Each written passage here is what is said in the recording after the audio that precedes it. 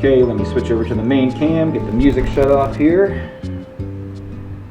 Turn this down and we are ready to go. We are in the studio today with Miss Mary Goudy. This is the Ohio Valley Real Estate Report brought to you by Harvey, Goodman, Realtor. I am Johnny Kazemka, and again, as always, Miss Mary Goudy. So this is our very first podcast. We've never actually done this before. This is basically going to be our first attempt at going live.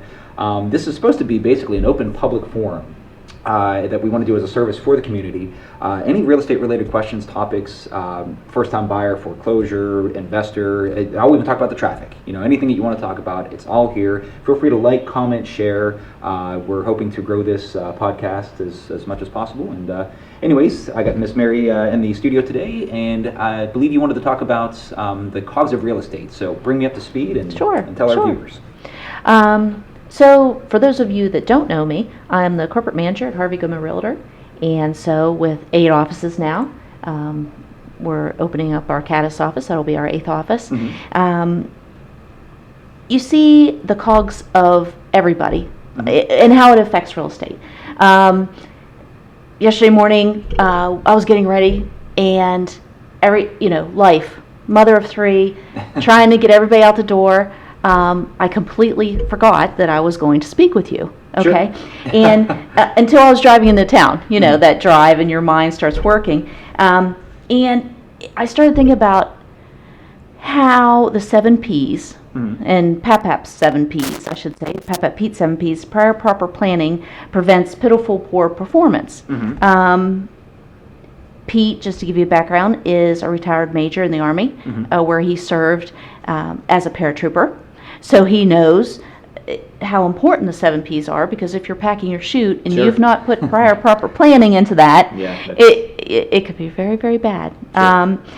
So much like real estate, the 7 Ps are very important, and in every aspect of that cog. So you have your buyer, mm-hmm. and they have their cog mm-hmm. spinning. You have the seller, and they have their cog of life spinning, mm-hmm. right? And then you mix in the lender, underwriter, sure. Investors for the bank, sure. plus the inspector, and the agent's duty. What is a real estate agent? A real estate agent is the process to the process, right? Sure. So they're supposed to help you get through all these wheels spinning and making those cogs match with the least amount of friction as possible. Sure. And I think there's a ton of value to that a lot of people just don't, I think flat out just don't understand. Right. Nothing against people selling for sale by owner, but there are so many moving mechanics to a real estate transaction. Yes. Your inspection, your appraisal, your title, and any one of those cogs that you had mentioned has one slip, mm-hmm. and then all the other gears stop turning. That's right. So if you're selling on your own, what do you do if there's a bad building inspection? Mm-hmm. Whose job is it to fix those repairs, or how do you get around it? What happens if there's a low appraisal? That's right. And there's so many questions that go unanswered. So anyways, please continue as far as... Yeah.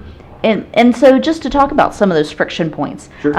One of them is, if we start at the very beginning, mm-hmm. when the buyer calls in because they saw a house that they liked,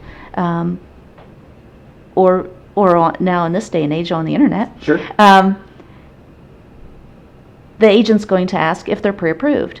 Absolutely. And rightfully so. Sometimes the buyer, they feel friction, right? Mm-hmm. They feel judged. They feel, mm-hmm. I just want to know about this house. Yeah, I don't want to talk to a lender. It feels pushy. That's right. It feels pushy. Well, the agent, in few words as possible, is really looking out for them, right? Absolutely. They're trying to take the friction out of that cog, because they know that that buyer's cog is going to try to fit in with the seller's cog, and if the buyer doesn't have that pre-approval, mm-hmm. if they don't know what loan type that they're going to go into, sure. right? Because when a seller looks at their offer, they want to know what loan type. Is it going to be VA? Mm-hmm. Is the seller going to be requested to pay for the inspections, right? Those are important to the seller's cog. The spinning of their cog. And I've said that a million times, and, mm-hmm. and I do hate that, whenever I have that initial contact with the buyer, hey, are you, pre-approved, and mm-hmm. if not, I can help. It does feel pushy, but you hit the nail on the head. Right. All offers created equal, at least on a monetary value, are not the same. No. So if you're a seller and just, easy math, if it's a $100,000 house, a $100,000 cash offer is different from a $100,000 conventional versus a $100,000 VA. And and I think people can really relate. Okay, cash offer versus financed offer. That's where basically the public draws the line. Right. But if you don't know the difference between VA or conventional or FHA and how they all work, because each type of loan has its own different types of COGS. That's right. So we have to be cognizant of that. So again, when agents, just for the general public, if we ask you about being pre-qualified, it's not pushy or anything. It really is in your best interest. It's to help you. And if you do like the house, if you look at it without a pre-qualification letter and you want to write an offer, your offer has no substance. You may very well be able to be qualified that same day, but if another buyer gives the same offer that is pre-qualified and you're not, guess who's getting the house? That's right. So there's a lot of importance, and the first step with any major purchase, not just real estate, but even getting a car or even a family vacation, it starts with lining up your finances. That's right. So. Well, and that's another point too. When they're asking you if you are pre-approved, it also is wanting to know, have you thought about your budget and your lifestyle? Sure. So when you talk about that buyer's wheel is spinning, the cog, are you the type that likes to go out to eat quite frequently? Sure. And when you go out to eat, do you eat steak or do you eat McDonald's? Are you the type that stays home?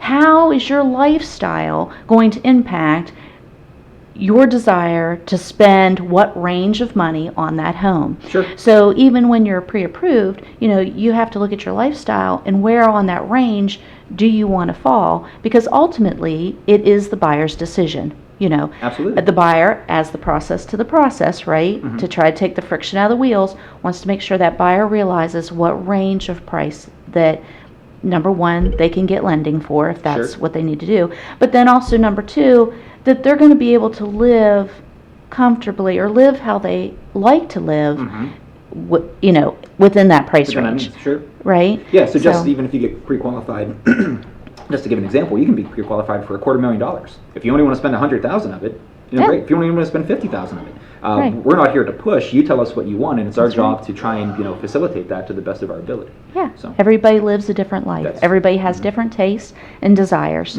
and what one may like, the another one may not. Absolutely. And so it's another way to communicate.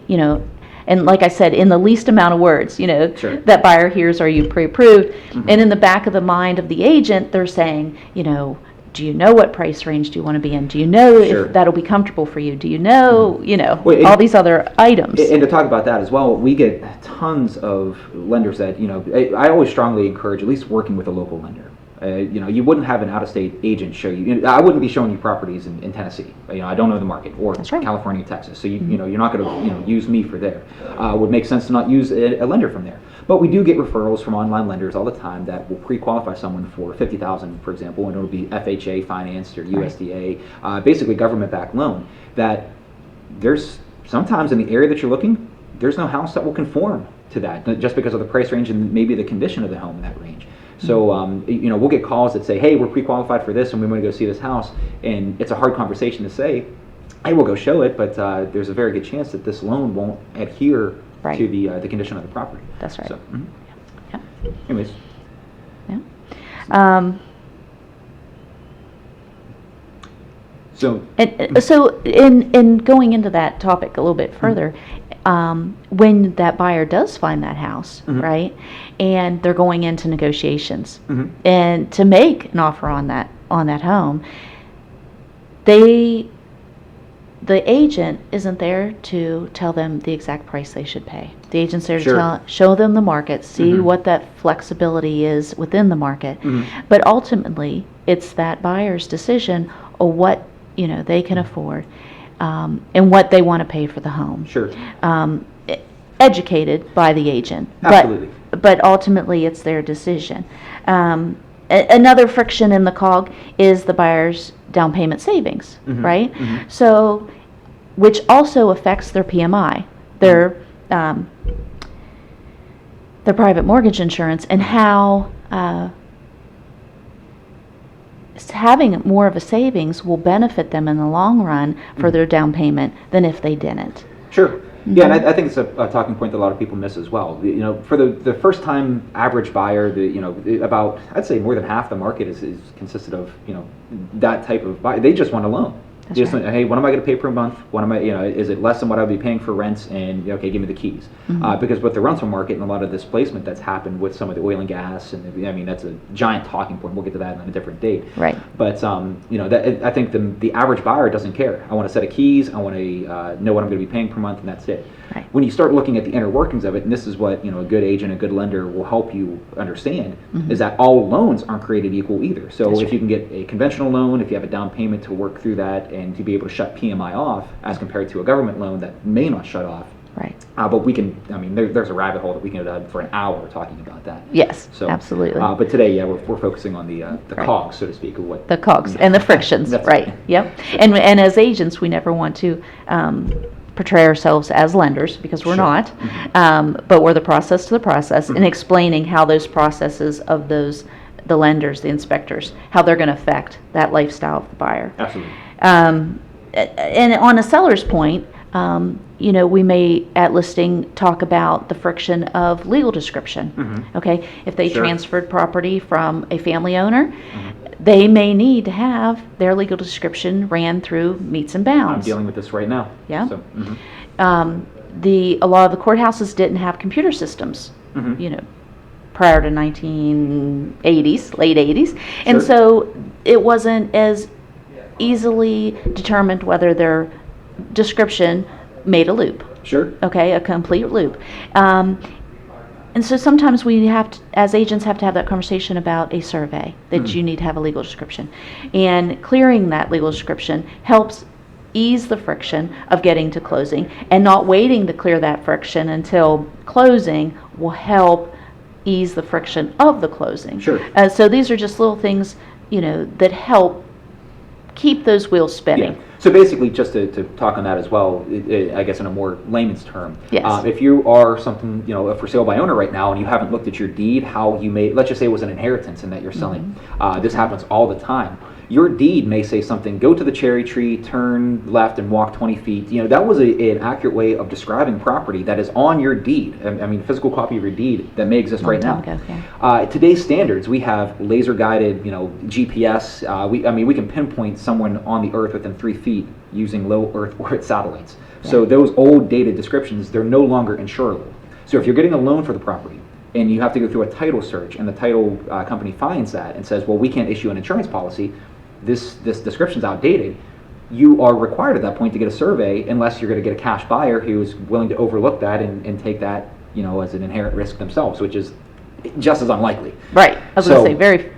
So it helps knowing that up front, because then what happens if you get into the middle of a contract and that comes up in the title phase, if that causes a 3-week to 4-week delay, That's right. it could cause the buyer to lose their interest rate because it hasn't been locked in long enough, and it could cause a deal to actually tank. Right. So this again is the value of an agent kind of looking out for your best interest and your benefit. So if we say, hey, have you talked to your lender, or we're kind of giving you that information, it's not pushy. No. It's not meant Or to be. judgmental. Not at all. No, it's not just, at all. hey, here's the most logical pathway to get to closing and keeping those those cogs turning, the way they're supposed to be. That's right.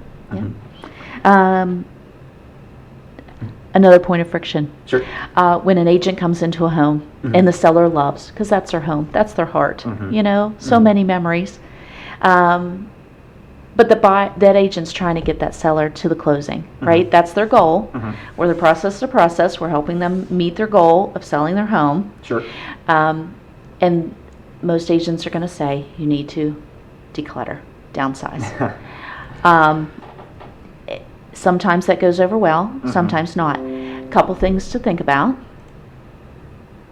Number one, you want that buyer to imagine themselves in there. If you have personal photos and belongings that are sentimental, it's harder for that buyer to do that. Absolutely. Number two, if you have valuables such as jewelry laying on dressers, you just need to put those away. Put them away. It'll make the space look cleaner. My daughter watches YouTube videos on cleaning, everything from detailing a vehicle to cleaning out a car, and we're currently watching KonMari, and I'm probably not saying that right, method of cleaning, which is to live minimalized. So if you haven't seen that, you might want to take a look at it. I've not seen it, But if you're moving, I can use it. Yes, if you're moving, certainly, things you haven't touched in the last season, 3 months. Box them up. Get a jump on, have that power of positive thinking to know you will be moving. Sure. And if it's not something you need in the day-to-day life or that benefits the appearance of the showing of your home, then it needs boxed. Well, there's tremendous and removed. value. Yeah, exactly. Yeah. And for anyone that is currently selling now, the one of the single largest or greatest things that you can do to increase the value of your home is decluttering. Surprisingly, you don't have to go throw in new carpet. You just have to make the house look nice. Because it's funny how buyers can sometimes turn a $5 fix into a $5,000 fix. If the buyer can't see themselves in that space, then they can't see themselves writing a contract for it either, or at least making an offer. So and again, if someone says, hey, declutter a little, it's not an attack. No, it's not an you should attack. see my car right now. I can declutter just as much as anybody else could. But it's you're not wrong. I don't know about you, but because you live in it every day, You just grow, yeah. you grow accustomed. You overlook. Yeah, it is. So- you see it all the time. And I'll get sellers all the time too that say, "Oh man, my house is a wreck," and I walk in and think, "This is a wreck." Right. You really? Right. Let me bring you over for Thanksgiving, and let me see my living room right now because my son just says a tornado. Oh So- yeah. Well, with toddlers, Yeah, that's inevitable. But you're not selling your home. Exactly. That's so right. It's the complete. But yeah. Yeah. So that's one friction point that an agent will help smooth out or try to smooth out for them. Sure. Because ultimately your goal is to sell your property and removing all these friction and keep those wheels spinning so that they all mesh and the real estate machine keeps moving towards the goal of selling the property is what everybody's trying to do. Another friction point is earnest money. Oh yes. Yeah. So massive friction point. sometimes, yeah. So in the contract, you always want to refer back to the contract that the buyer and the seller agreed to. The parties to the contract are the buyer and the seller, not the real estate agents, not the lender, not the inspector, the buyer and the seller. Those are the parties to the contract. And within that contract will be specific language regarding the earnest money or sometimes good faith deposit. And buyers, because they're putting the money up, feel that it's their money. Okay? What the contract makes that money is the contract's money. The contract takes it, and it becomes the contract's money. It's no longer the buyer's or the seller's money. And as the process, I want to say I am not an attorney. I'm not a judge, right? But I'm reiterating what we have learned as real estate agents on how this money is then carried over. And the contract stipulates, if you go to closing, the money will be returned to the buyer. Sure. If something, unfortunately, you don't go to closing, then the buyer and the seller both have to agree how to release those funds. Absolutely. And then if the buyer and seller cannot agree, it goes through further instruction on what to do. Sure. Go to small claims court, have a judge or court determine who's in the right, who's in the wrong, and how the money should be dispersed. And our contract, because of Ohio Revised Code 4735-24, states that after 2 years, if there's no decision, if the buyer and seller take no action on how to release those funds, then we'll automatically return it to the buyer. Sure. If the monies don't go back to the buyer, then they go to lost funds in both of the people's names or in the buyer's name if the provision for 4735-24 is in there. Sure. So I think having an understanding of that your money, you want to show good faith to the seller, especially in a multi-offer scenario. Oh, absolutely. That you are willing, we talked about Pat Pete and the 7 Ps, and my dad used to say, put your money where your mouth is. I think, older people, they'll say that, are you willing to put the money up to say you're going to move forward to buy the home? Yeah, and I mean, it's just to kind of go over again the little bit of layman's term, because this is the most in-depth conversation I've had about earnest money in a while. Yes. Earnest money is essentially a good faith deposit that says you as a buyer are willing to put this as just a deposit, and you're going to honor all the terms that you say you're going to do in the contract. So you have X amount of days to do building inspections. You have X amount of days to make a loan application. All of these things. And your buyer's agent will walk you through this and make sure that you don't find yourself in a possible breach, which is saying that you are not doing something you say you will or doing something you say that you won't. That's right. And if you're a buyer not willing to put it down, it's not required. Right. But if a seller asks for it and you say, if you'd no, agreed, yeah, that's right. It's one of those talking points that, buyers, well, my loan didn't require a down payment. Well, it's not a down payment. No. But also, if your loan does require a down payment, it's something that will actually go towards your down payment. So it's going to be used at some point in time later, regardless. That's right. So, yeah. But, yeah. Very good points. But I think misunderstanding becomes that friction there. Mm-hmm. There's a misunderstanding of how that money's treated and what role we have. And again, because we're the process to the process, we're not the judge. We're not law. Mm-hmm. We can't enforce. We can't determine. We follow the instruction of the contract and the legal instruction of our buyers and sellers. So whenever there's a question, they should refer back to their contract, look to see what they agreed, what the buyer and seller agreed. So, Absolutely. But all in all, I think, most of the time, all those cogs come together very nicely, and everybody, the seller gets to sell their property, Mm-hmm. and the buyer gets to buy, Sure. their next home, and it works out well. It's just being mindful of all those spinning cogs, all those Sure. spinning wheels. Well, And should we talk about I think the biggest cog that I have seen by far, at least contractually related, home sale contingency. I mean, Yes. that becomes not only if yeah. you do a contingency within contingency, Right. I mean, all the way down the line, now someone has to be the gas pedal and the brake at the same time, which makes it very difficult. Yeah. And I think even some agents, it can be daunting as far as trying to handle that, because all those levers, now you're not just balancing one set of cogs, you're literally juggling Right. them and Yeah. making sure that they have to spin, they have to line up appropriately. I envision the gentleman with the long stick and the plates spinning, but these are cog It wheels is. that have to fit in together, and It's unbelievable. it So- can be, yes. So what we're referring to there is if you're selling your house to use the funds from that sale to go towards the purchase of another house. And I'm handling 2 of these right now, and actually it's more common. It sounds frantic, and in a lot of ways it really is, but in the hands of someone that knows what they're doing with it, it's really not as terrifying as it sounds. Essentially, we just have to make sure that those line up appropriately, because if you are a seller and you sell your house to another buyer, a seller can never make a buyer buy, that's my understanding, but a buyer can always force a seller to sell. Is that correct? Or at least that's what I had through specific performance. Well, it's not unilateral contract. Sure. So the buyer's agreeing to buy, and the seller's agreeing to sell. So what I'm getting at is if a seller accepts a buyer's offer, and they're going to sell their property to use that money to go towards the next purchase, and that purchase, for whatever reason, falls apart, maybe the appraisal comes in lower, the building inspection, what do you do as the seller that's selling the house to the other buyer? You can't just cancel that agreement at that point, right? Right. And No. effectively, you were rendering yourself homeless unless you hurry up and find something else, and now you're in a position that negotiation is almost non-existent because you're buying out of desperation, or you have to find something that quickly. And if you don't sell to that particular buyer, you become in breach, and every single ounce of, if the buyer paid for a building inspection, appraisal, I mean, you could be on the line for much more damage than you ever would have imagined possible. Right. So again, that's our job, is to make sure that these things don't happen, and it's lined up properly. And as long as everyone is on the same page, Right. hey, no problem.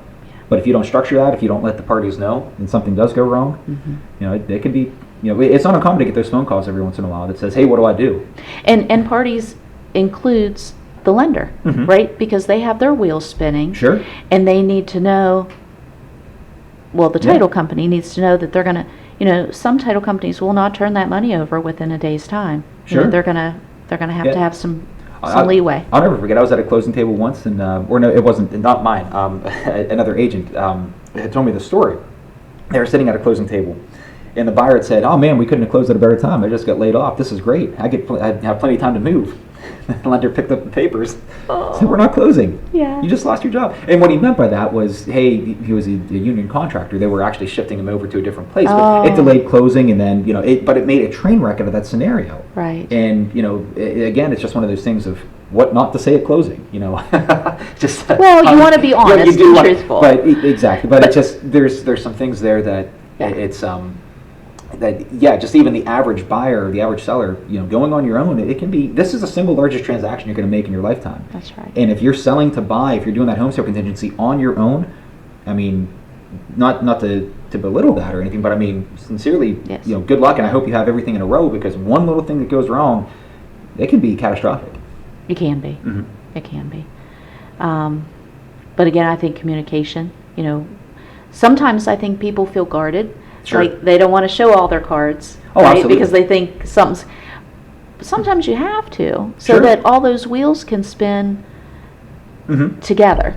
You have to let somebody know that this is an issue, or this is a problem, or this is what you're trying to do, so Absolutely. that everybody can facilitate and make sure that everything lines up. Sure. All those dominoes fall. But No, I agree wholeheartedly. absolutely. But Do we have any other cogs or talking points that? I don't think so right now that I can think of. I know there's, we're humans, Sure. and we're so gonna be- sometimes we have things that come up that we haven't heard in over 20 years, but it happens sometimes. Sure. Well, like I said, this is going to be an ongoing podcast. We're going to have plenty of opportunities, and what I envision this as being is maybe once a week, every other week or so, and specific talking points. We might do a whole series on, we've been here for almost half an hour now talking. Oh, wow. We might talk about first-time buyers and maybe have a lender with us. Yep, that would be wonderful. Which again, if you're watching this live, this is, I'll just be straightforward, this is a pre-recorded podcast. What I envision here is that you're going to be able to comment, and on the back of the TV here, you should be able to see your comments in real time, and we can be able to answer them in real time. So this is something, I guess, for the general public, for their knowledge, and you can always pause, rewind. You can call us anywhere, any agent at the Harvey Goodman office, any one of our offices. But if there's nothing left, Miss Mary, I mean, we can end the podcast. Do you want to say anything to anybody else? Not that I know of. Just it is fascinating to watch all the wheels, come together to create goals. Well, it is very so. What I have said to several of my clients is, when I do a good job, you won't know that I've done anything at all. That's right. Because you keep the cogs moving. You only really see the value of something when something actually goes wrong, which, I hate to say that, but It's true. If you show up to closing, 3 to 4 weeks from the day that you write the offer and you haven't had any hurdles, it's like coaching football. Yeah, how many minutes of live action or football? It's only like 11 minutes if you watch a game of actual action, like 11 to 15 minutes. The rest of it is, the clock's running behind and the coach is calling the plays. Yeah. That's where 90% of the action's at. Yeah. So Yeah. that's it. Okay. Well, we're on the stream here, and then, like I said, if you guys have any questions, feel free to comment, post, like, share the video. Check us out on YouTube. We have a channel there as well, and we will see you next time.